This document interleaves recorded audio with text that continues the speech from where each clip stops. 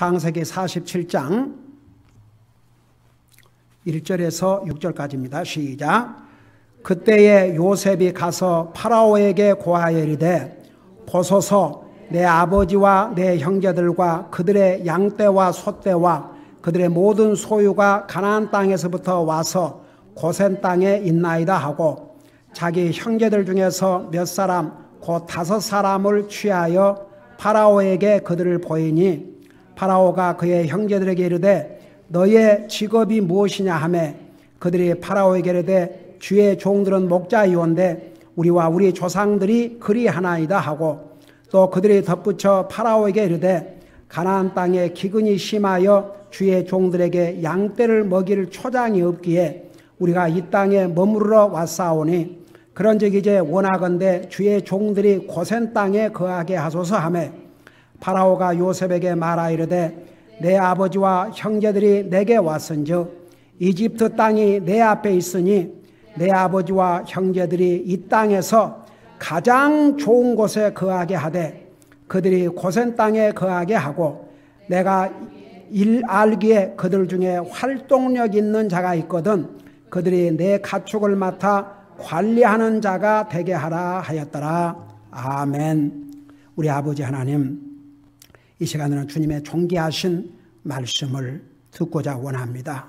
말씀을 전할 이 종을 주의 성령님의 능력의 손에 맡깁니다. 주님이 전해주는 그 메시지를 아무런 방해받지 않고 빠뜨리지 않고 정확하게 전달할 수 있도록 이 종을 도와주시옵소서. 감사합니다. 사랑합니다. 예수님의 이름으로 감사 기도하옵나이다. 아멘. 앉으시기 바랍니다. 창세기 47장은 제목을 붙인다면 야곱과 그의 가족이 이집트에 이제 정착을 합니다. 이 야곱과 그의 가족이 이렇게 해서 이집트에 내려가서 정착을 해야 되는데 결국 몇 년을 그 이집트에서 야곱의 후손들이 살게 됩니까? 약 400년, 정확하게 430년을 이제 이집트에서 살게 되는 것이죠. 그래서 이제 47장의 내용은 이런 내용입니다. 야곱이 먼저 이집트로 내려가기 전에 브엘세바에 가서 뭘 했다고 그랬어요? 하나님 앞에 희생물을 드렸습니다. 그게 현재로 말하면 예배입니다. 자, 그러니까 여러분 보세요. 사실 야곱의 입장에서는 죽은 줄만 알았던 요셉이 살아있다는 소식을 듣고 한시라도 급하게 가서 보고 싶었겠죠. 그러니까 여러분 보세요. 우리가 급할수록 우리 육신에 급한 일이 있을수록 더 영적인 삶에 더 충실해야 됩니다. 더 하나님을 찾고 더 하나님 앞에 기도하고 더 주님을 예배하고. 근데 사람들은 우리 육신의 일이 생기면은 육신의 일 때문에 우리가 영적인 일을 뒤로 제칠 때가 있거든요. 그래서 우리가 믿음으로 산다는 것은 다른 게 아니고 바로 그런 데서 우리의 삶 속에서 믿음으로 사는 것입니다. 네, 하나 물어보십시다. 여러분 믿음으로 구원 받으셨죠? 뭘로 구원 받으셨다고요? 그러면 사는 것도 어떻게 살아야 됩니까? 사는 것도 믿음으로 살아야 됩니다. 그러니까 그 믿음의 조상들을 보면 우리가 배워야 될 교훈이 그거예요. 그러니까 그 소식을 듣고 한번 생각해 보세요. 근데 그 브엘세바로 먼저 갔습니다. 이집트로 바로 간 것이 아닙니다. 거기로 올라간 이유가 뭐였습니까? 하나님 앞에 희생물을 드리기 위해서. 지금으로 말하면 하나님 앞에 예배를 먼저 드리기 위해서. 그랬더니 주님이 나타나셔가지고 어마어마한 약속을 했지 않습니까? 가라. 내가 너와 함께 하리라. 그러면서 뭘 하십니까?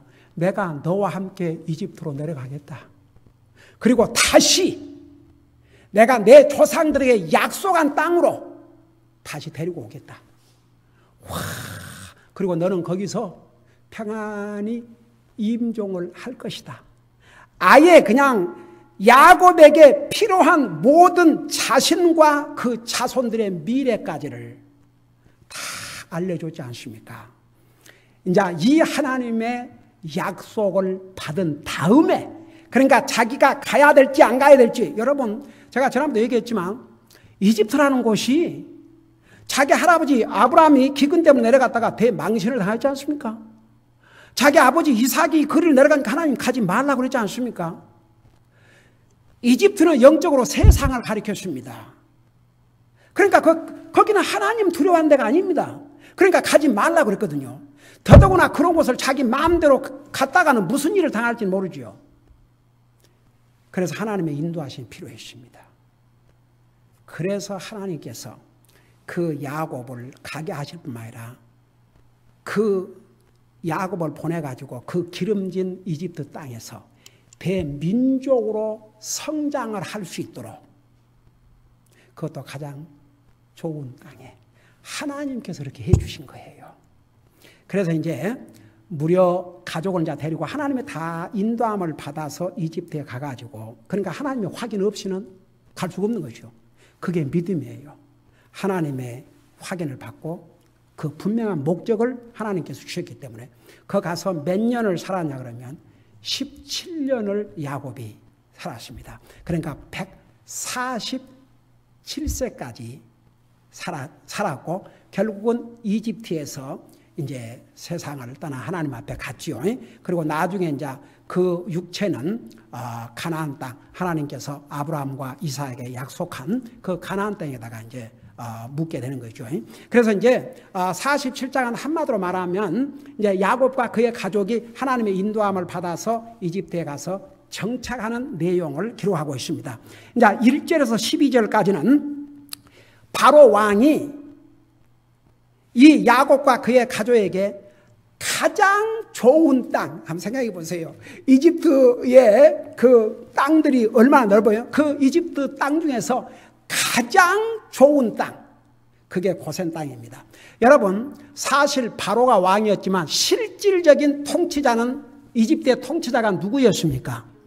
요셉이죠. 그러니까 더더구나 지금 풍년이 온 다음에 지금 흉년이 와가지고 어디가 수확이 잘 되고 어디에서 수확을 더 많이 거두었고 이것을 요셉은 다 끼고 있습니다.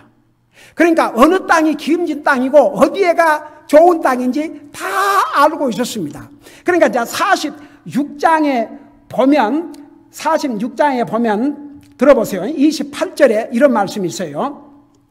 야곱이 자기 앞보다 앞서 유다를 요셉에게 보내어 자기 얼굴을 고센으로 인도하였더라. 그들이 고센 땅에 이르니, 그래가지고 이제 그 고센 땅에 도축했는데 요셉이 31절에 뭐라 하냐면 이렇게 얘기를 했어요. 요셉이 자기 형제들과 자기 아버지 집에게 이르되 내가 올라가서 파로에게 보이고 그에게 말하기를 가나안 땅에 있던 내 형제들이 내 아버지 집이 내게로 왔는데 그 사람들은 목자니이다. 그들의 생업이 가축을 먹이는 것이므로 그들이 그들의 양떼와 소떼와 그들의 모든 소유를 가지고 왔나이다 하리니 파로가 당신들을 불러서 이르기를 너의 직업이 무엇이냐 하거든 당신들은 고하기를 주의 종들의 생업은 젊어서부터 지금까지 가축을 치는 것이온데 우리와 우리 조상들이 다 그러하나이다 하소서. 그리고 이제 다 안내를 먼저 요셉이 이제 얘기해 줬어요. 결국은 이 가장 좋은 땅에 살도록. 그리고 이제 40장 1절에 보면 그때 요셉이 바로에게 고하 이르되 보소 내 아버지와 내 형제들과 그들의 양떼와 소떼와 그들의 모든 소유가 가나안 땅에서부터 와서 어디 땅에 있다고 그랬어요? 고센 땅에 있나이다 그랬어요. 그러니까 요셉이 이집트에서 어느 땅이 가축을 먹이기에 살기에 가장 좋은 땅인지 이미 다 알고 이제 딱 그렇게 준비를 한 거죠. 그래서 바로 왕 그 입에서 무슨 얘기를 했냐 그러면 너 앞에 요셉에게 이 땅이 있는데 이 땅 중에서 가장 좋은 땅에 너의 아버지와 그의 자손들이 살게 하라고 그랬습니다. 자 보세요. 5절에 보니까 파로가 요셉에게 말하이르되 내 아버지와 형제들이 내게 왔은즉 이집트 땅이 내 앞에 있으니, 와, 요셉에게 이집트의 모든 땅이 지금 네 앞에 있다. 그러니까 네 마음대로 할 수 있다 그 말입니다. 내 앞에 있으니 내 아버지와 형제들이 이 땅에서 가장 좋은 곳에 거하게 하라. 여러분, 하나님께서 이미 야곱과 그의 후손들 앞으로 이집트에서 한 민족을 이루는 나라로 성장을 시켜야 되니까 이런 좋은 땅에서 한 민족으로 성장할 수 있도록 하나님께서 다 예비하신 거죠. 그러니까 보세요. 사람이 자기 장께 부르는 것보다는 항상 하나님의 인도하심. 그리고 당장 불리한 것 같아도 결국은 주님의 인도하심을 받으면 그 결과는 복이 되고, 반대로 내가 볼 때는 이게 최고인 줄 알았는데 그걸 주님 앞에 기도도 하지 않고 믿는 사람이 자기 마음대로 결정해놓고 보면 나중에 아이고야 후회할 일이 생기고.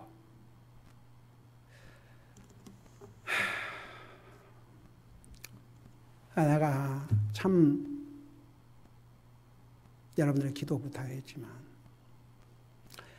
여러분 우리가 구원받은 하나님의 자녀가 됐다고 해서 모든 것을 항상 바른 결정과 바른 선택을 하는 게 아니거든요.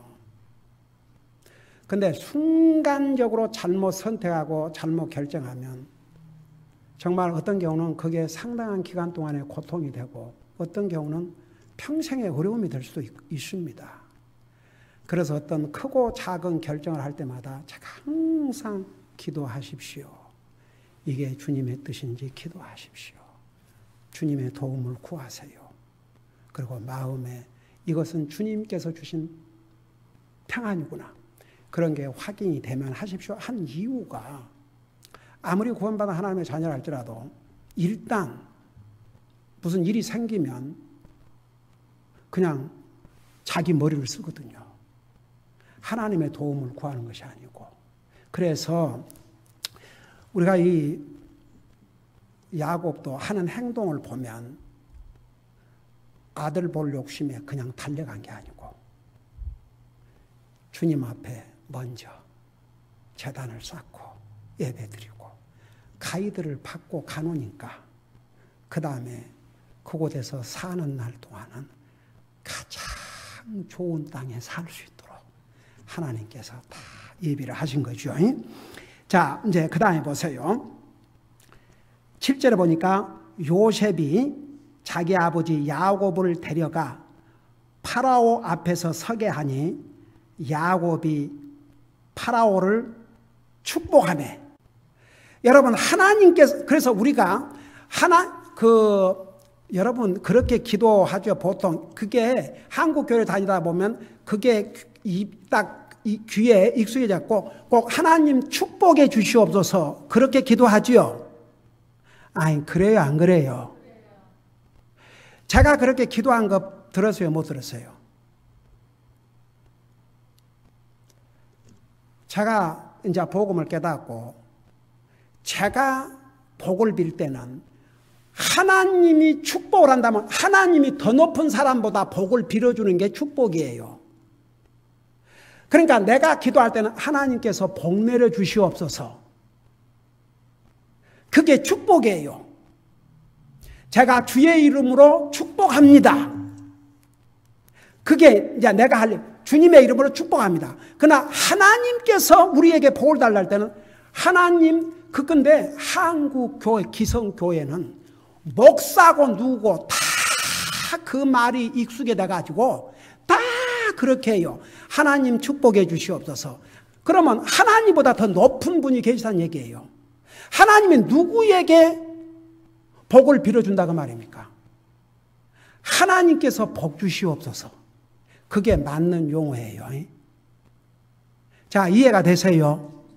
네, 그래서 이게 한국 교회는, 한국 교회, 기성기 교회들 이게 딱 돼가지고, 나 오죽하면 나도 세상에 옛날에 저 침례를 하면서 세례라고 얘기했으니까 또 거기에 익숙이 돼가지고.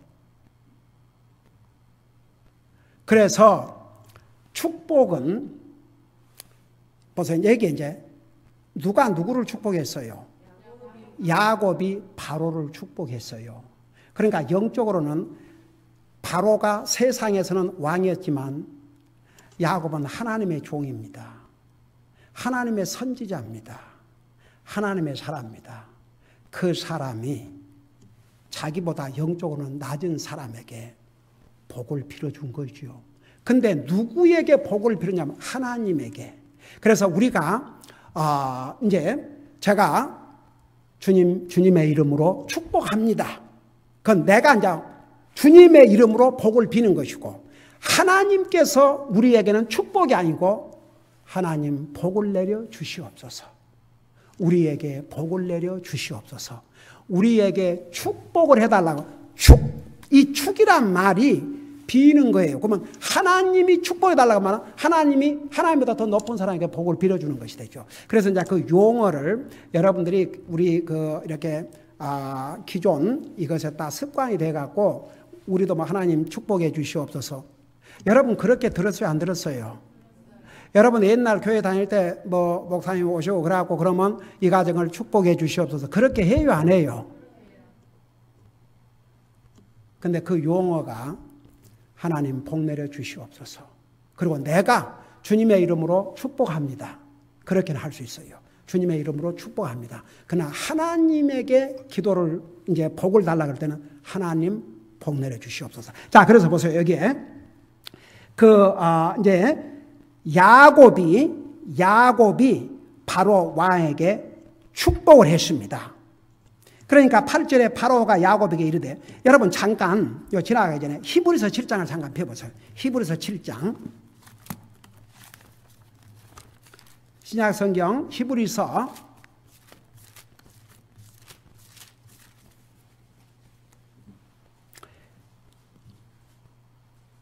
7장. 우리 하나님은 축복합니다 해도 다 알아들으시고 다 아시지만 이왕 우리가 용어 사용을 우리가 이제 그런 의미를 우리가 아는 게 좋습니다.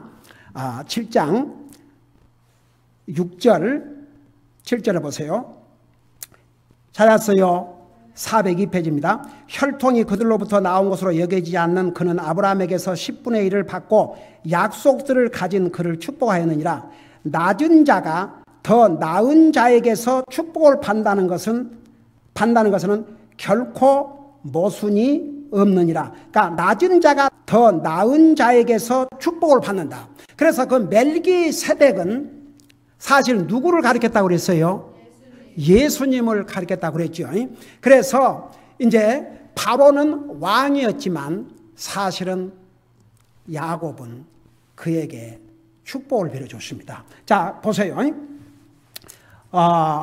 다시 42장으로 돌아가서, 그러니까 8장에 파라오가 야곱에게 이르되 그대의 연세가 얼마뇨 하니, 나이가 궁금했던 모양이에요. 바로는 그 당시에 나이가 몇 살이 되는지 모르겠지만 아마 야곱은 하도 험한 삶을 살아가지고 나이가 생각밖에 나이보다 더 많이 들어 보일 수가 있었겠죠. 그러니까 이제 바로 왕이 물어봤어요. 그대의 연세가 얼마냐 하니 9절 보세요. 야곱이 바로에게 이르되 내 순례길의 햇수의 날이 130년이니이다. 아이고, 지금에 비하면 이 나이도 적지 않는 나이지요. 그러니까 야곱이 이집트에 갔을 때 나이가 130살이었습니다. 그러면서 뭐라고 대답하면 이렇게 얘기를 했어요. 내 삶의 햇수의 날이 얼마 안 되고 험악하였으며 내 조상들이 순례하던 때에 그들이 누린 삶의 햇수의 날에 미치지 못하나이다. 이 말이 무슨 말이냐 그러면 우리 한번 이제 족보로 돌아가 보십시다. 인류 역사를 보면 제일 오래 산 사람이 몇 살까지 살았어요? 969세. 누구예요? 그 이름이. 그 다음에 아브람 몇 살까지 살았어요? 아브람. 아이고, 아브람. 그 숙제예요. 주여. 내가 여기서 얘기해 주면 여러분 또 잊어버려요. 그 다음에 가면. 이삭은 몇 세까지 살았어요? 180을 넘게 살았어요.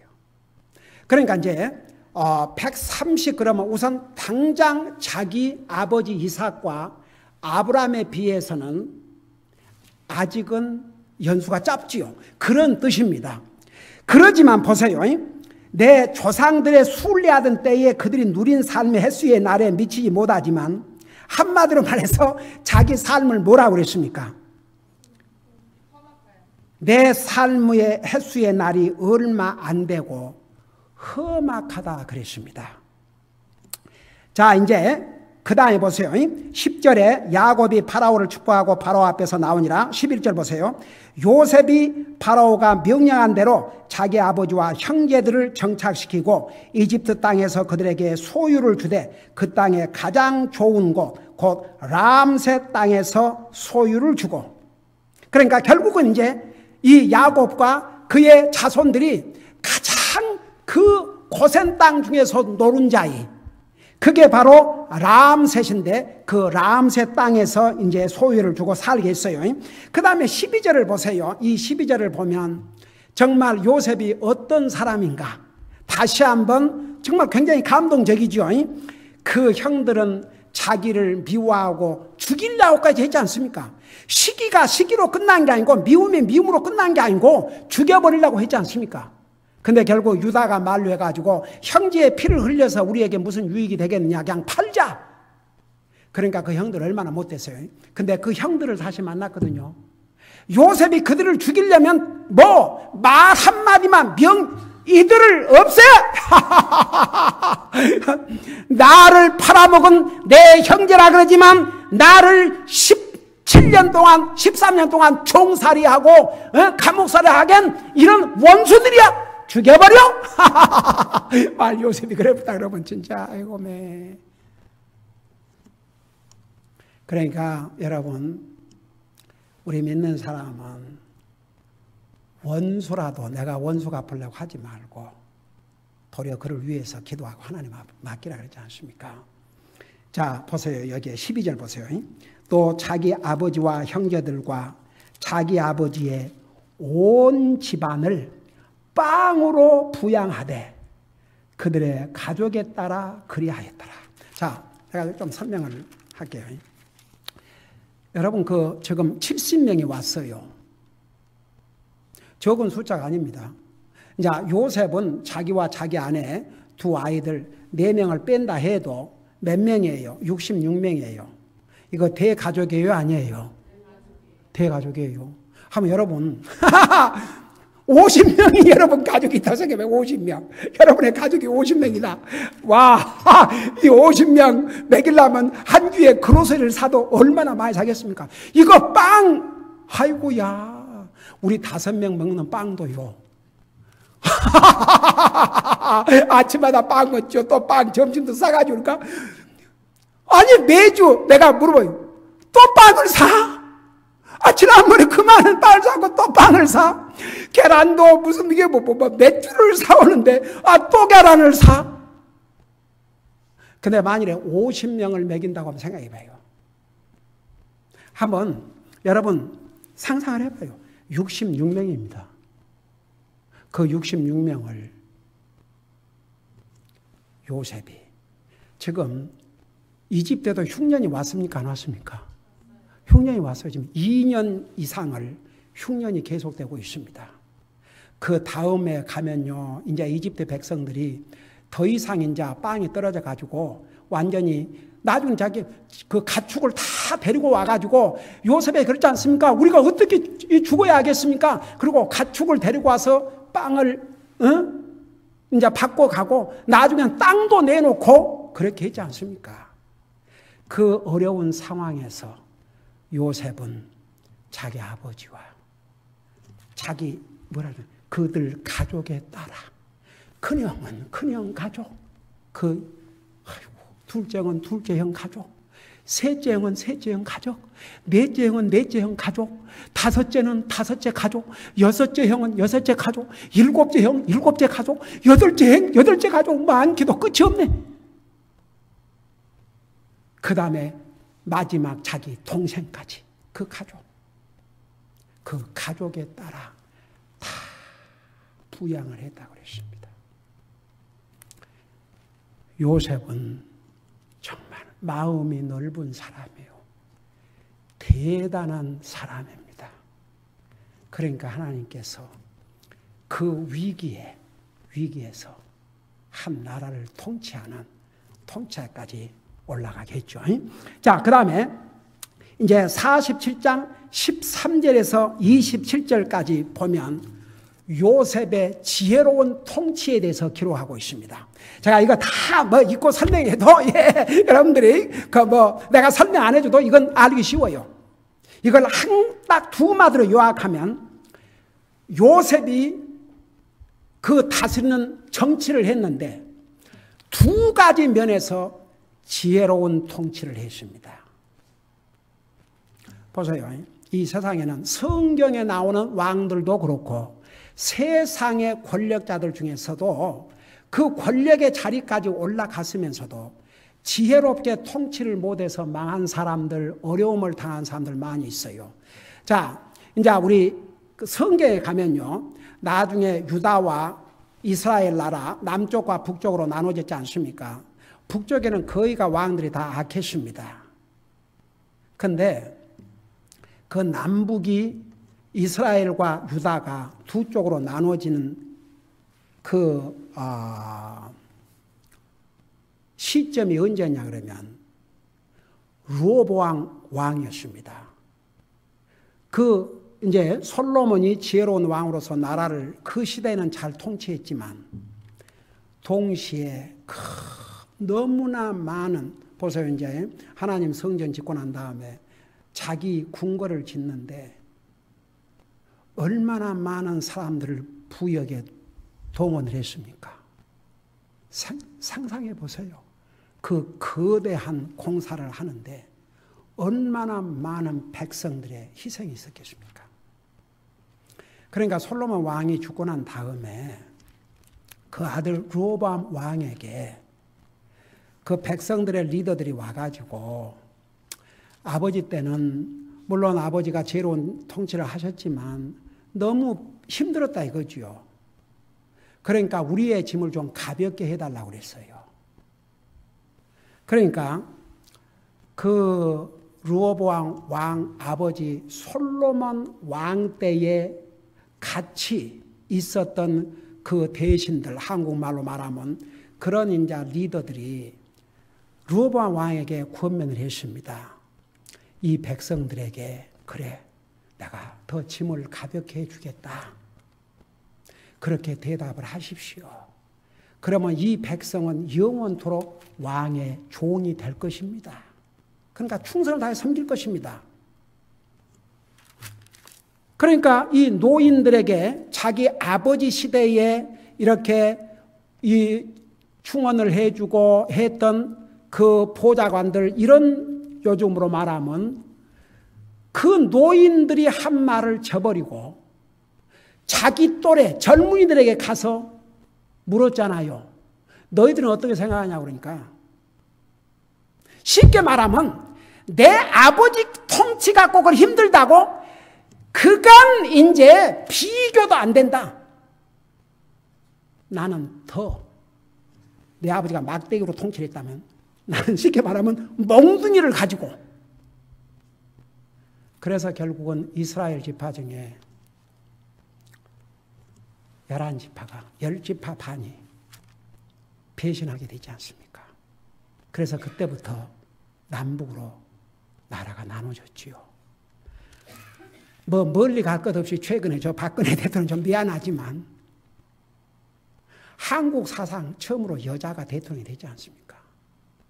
그것도 한국의 대통령으로서 50%가 넘는 지지율로 대통령이 된 사람은 이 사람밖에 없었다네요. 그런 막강한 지지를 얻어서 대통령에 오른 사람들이 오른 사람이 돼가지고 저 지혜롭지 못하게 하다가 결국 이런 망신을 당하게 된 거죠. 그러니까 이 상에는요, 통치의 기회를, 통치자로서의 그 자리를 줘도 본인이 지혜롭지 못해서 망치고 도리어 자기 자신도 망한 그런 통치자들이 얼마나 많으십니까? 근데 요셉은 죽는 순간까지 통치를 했습니다. 아주 지혜로운 통치를 했습니다. 그것이 다 어디에서 왔겠습니까? 여러분, 요셉을 보면요, 한 번도 꿈을 해석할 때도 꿈을 해석한 이는 내가 아니고 바로 하나님이십니다. 모든 영광을 하나님 앞에 돌렸습니다.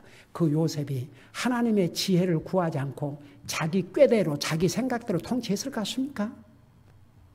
두 가지 면에서 그는 지혜로운 통치를 했습니다. 첫째는 위기 대처의 능력 면에서 지금요, 이집트는 위기를 맞이했습니다. 7년 풍년이 왔지만 7년 가뭄이 왔습니다. 그 가뭄은 그 흉년이 얼마나 심했던지 7년 기억하지도 못할 만큼 그런 대위기가 왔습니다. 근데 그 위기에서 그 내려가 보면요, 어메이징이에요. 얼마나 지혜롭게 잘 관리를 해가지고 그 7년 동안 이집트를 몰아치는 그 그 흉년을 잘 극복을 했습니다. 그래서 위기를 대처하는 면에서 아주 지혜로운 통치를 했고, 두 번째는 경제적인 정책 면에서 아주 요셉은 그 당시에 기가 막힌 토지 정책을 폈습니다. 기가 막힌 경제 정책을 폈습니다. 그런 지혜로운 경제 정책으로 그 모든 흉년을 다 이기고 정말 이집트를 멋있게 지혜롭게 통치하는 지혜로운 왕이 되십니다. 지혜로운 통치가 되십니다. 사실 바로는 왕이었지만 요셉이 뭐라 하십니까? 내가 너보다 높은 건 이 자리뿐이라고 그랬어요.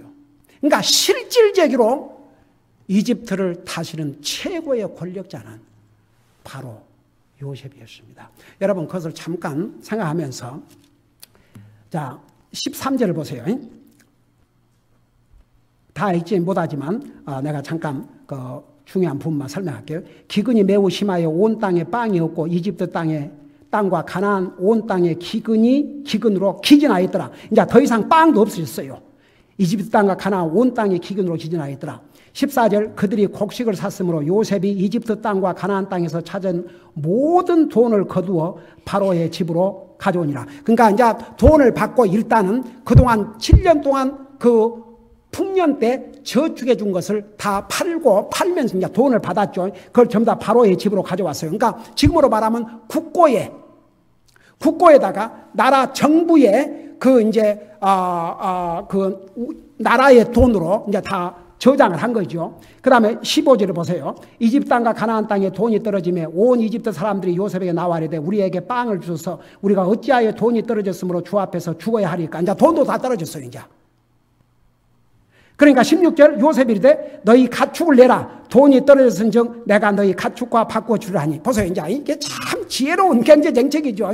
그러니까 오케이, 돈 떨어졌으면 그런다고 굶을 수는 없고, 그러니까 가축이 있으면 가축을 가져오라. 그러니까 가축을 받고 양식을 내준 거예요. 그 다음에 보세요. 17절, 그들이 자기들의 가축을 요셉에 끌어오매 요셉이 말과 양떼와 소떼와 가축과 나귀를 받고 그들에게 빵을 주되 곧 그 해에 그들의 모든 가축과 바꾸어서 빵으로 그들을 먹이니라. 18절 보세요.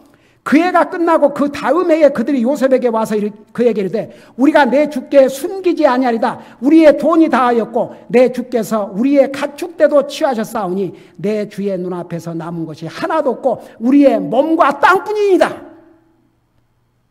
한번 이 과정을 보세요. 어떻게 보면 요셉이 이제 그래, 돈 떨어졌으면 끝이다. 가서 죽어라. 가축도 그거 가축 삶아 먹어라. 잡아 먹어라. 그런 게 아니고 오케이, 그럼 가축 가져와라 해줬어요. 그 다음에 보세요. 계속 어메이징해.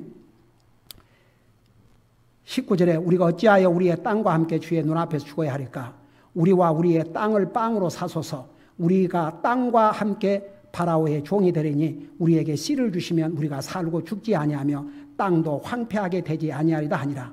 요셉이 파라오를 위하여 온 이집트 땅을 사니 이집트 사람들에게 기근이 임하였으므로 그들이 각각 자기 땅을 팔았더라. 이와 같이 땅이 파라오의 소유가 되니라. 자, 그렇게 하고 나서 23절 보여요. 그때 요셉이 백성이 이르되 이날 내가 파라오를 위하여 너희와 너희 땅을 샀노라. 보라, 여기 너희를 위하여 씨가 있으니 너희는 땅에 뿌릴지니라. 그래서 이제 백성들에게 씨를 줘가지고 땅에다가 씨를 뿌리겠어요. 그 다음에 24절 보세요. 또 늘어난 것 중에서 5분의 1은 파라오에게 바치고, 이게 이제 세금 제도입니다. 세금 제도. 5분의 1. 그러니까 10분의 1보다는 많죠. 5분의 1은 파라오에게 바치고 5분의 4는 너희가 취하여 들의 씨로도 삼고 너희의 양식으로도 삼으며 또 너희 집안 사람들과 어린 것들의 양식으로 삼으라 하며 25절 그들이 이르되 주께서 우리의 생명을 구원하셨사오니 우리가 내 주의 눈앞에서 은혜를 입게 하소서. 우리가 파라오의 종이 되겠나이다 하니라. 26절 요셉이 이집트 땅에 관하여 법을 세우매 이날까지 이르렀으니 곧 파라오가 5분의 1을 취하되 제사장들의 땅만은 예외라 하였으므로 그것이 파라오의 소유가 되지 아니하였더라. 자, 보세요. 요셉은 두 가지 면에서 사람이요, 그래서 우리가 하나님의 지혜가 필요합니다. 우리 삶을 살다 보면 위기가 올 때가 있어요.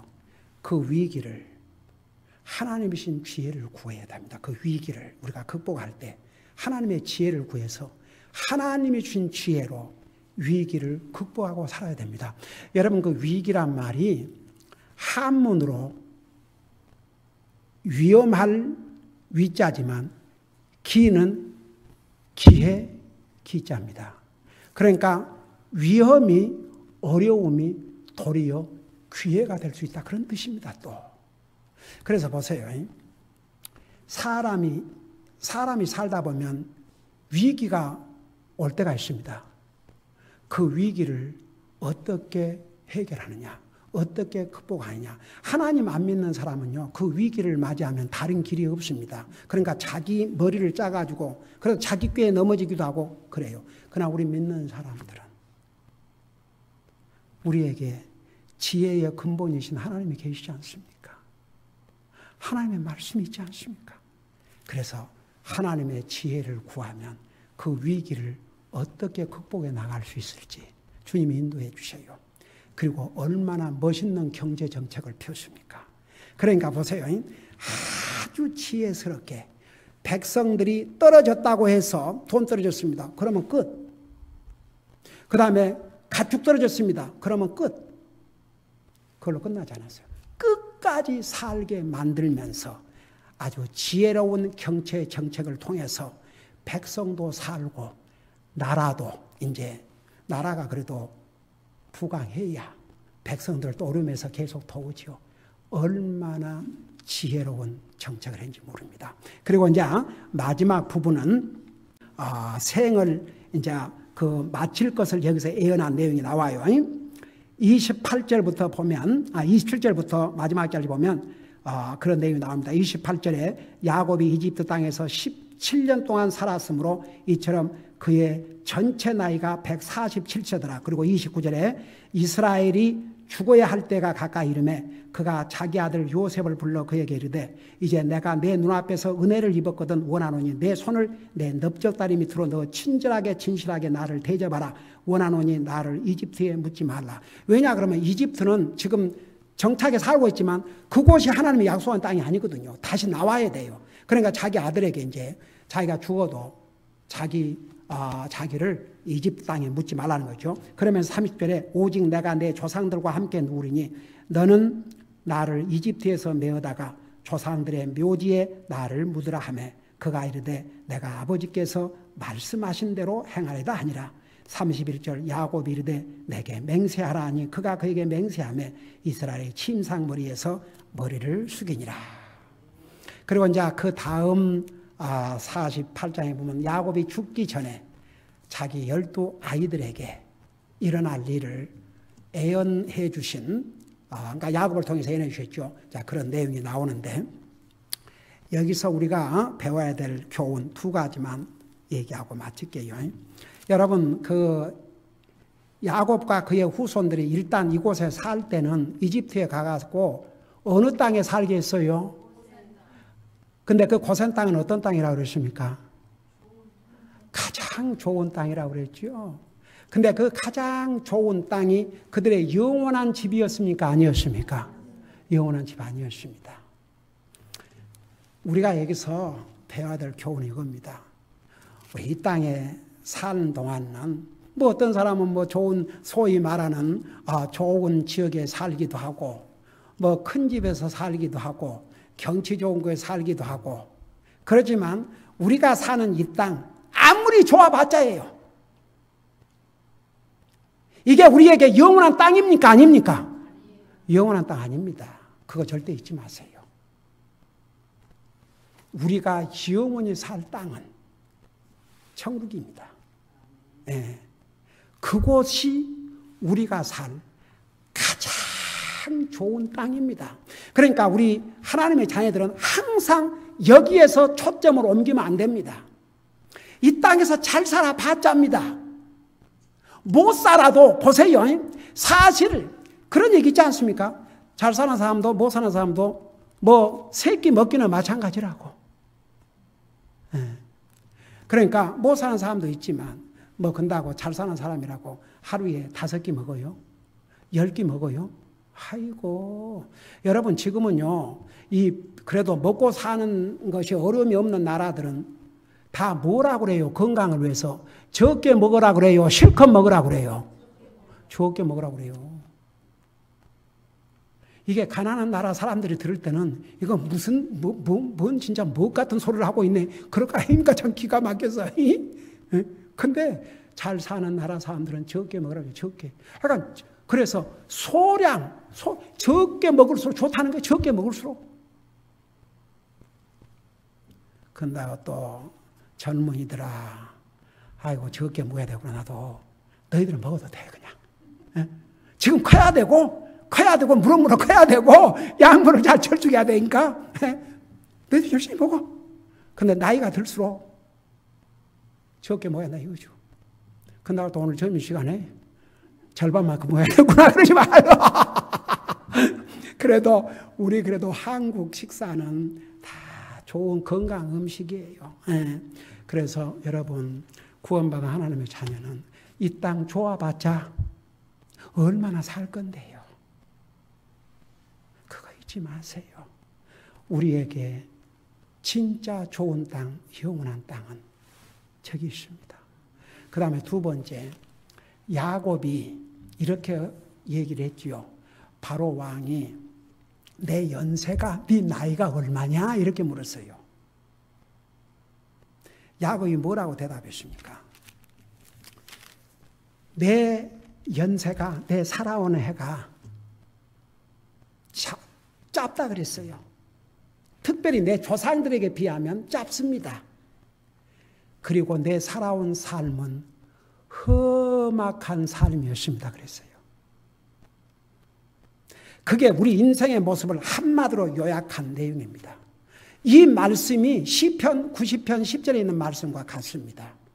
우리 인생 70이요 강건하면 80이라도 우리 인생을 돌아보면 수고와 눈물뿐이니 신속히 간이 날아간다는 것과 같은 얘기입니다. 이 땅에서 삶은 어차피 짧습니다. 그리고 험악한 인생입니다. 그러니까 우리 인생을 돌아보면 수고와 눈물뿐이라는 게 바로 그것과 다 일맥상통합니다. 그래서 여러분, 너무 이 세상에 미련을 두고 너무 이 세상에서 그냥 하지 마시고, 여러분 나이가 들어갈수록 시편에 뭐라 하십니까? 내 날수를 계산하고 살라고 그랬습니다. 그래서 어차피 이 세상 삶은 잘 살아봤자 못 살아봤자 짧은 세상이고, 이래서 고생 저래서 고생, 그게 이 세상 삶입니다. 그러니까 보세요, 너무 이 육신 이 세상 사는 것에다가 너무 우리 마음 많이 쓰지 말고 우리 지난번에 골로새 배우면서 뭐 배웠어요? 항상 어디 걸 생각하고 살라고 그랬어요? 위의 것을. 땅의 것을 항상 생각하지 말고 위의 것을 생각하고 살라고 그랬습니다. 그게 우리 인생의 모습입니다. 우리 이 내용을 생각하면서 우리 기도하는 시간을 갖겠습니다. 우리에게 가장 좋은 땅은 저 천국에 있다는 거, 이 땅이 아니라는 거. 그 다음에 어차피 이 땅의 삶은 짧은 삶이요. 수고와 눈물로 점철된 게 이 땅의 삶이니까 이 땅의 삶에다가 애착을 두지 말고 항상 위의 것에 애착을 두고 살게 해주시옵소서. 이런 기도 제목을 가지고 기도하시기 바랍니다. 기도하십시다.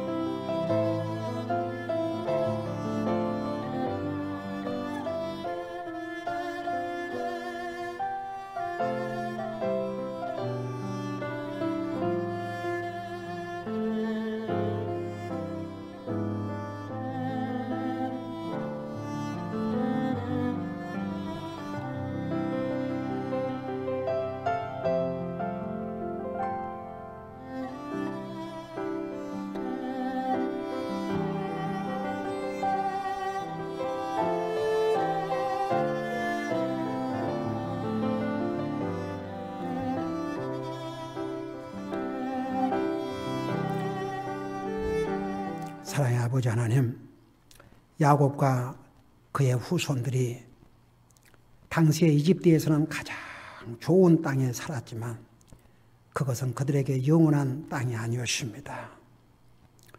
오늘 우리가 이 세상에 사는 날 동안 정말 이 세상 아무리 좋은 상황, 아무리 좋은 곳 산다 해도 이 땅은 우리가 영원히 살 가장 좋은 땅이 아니요 일시적인 장소일 뿐이라는 거 우리 잊지 말게 하여 주시옵시고 우리의 영원한 아름다운 땅인 가장 아름다운 땅인 영광의 하늘나라를 소망하고 살게 주시옵시고 어차피 이 땅의 삶은 짧고 험악한 삶이라는 거 우리 인생 70이요 강건하면 80이라도 우리 인생은 수고와 눈물로 점철된 게 이 땅의 삶이라는 거 우리 다시 한번 생각하면서 너무 땅의 것에 애착 두지 말고 항상 위의 것을 생각하며 위의 것에 애착을 두고 항상 영적인 것이 우리의 삶의 우선이 될 수 있도록 늘 저와 우리 사랑하는 성도의 삶을 인도해 주시옵소서. 감사합니다. 사랑합니다. 예수님의 이름으로 감사 기도드리옵나이다. 아멘.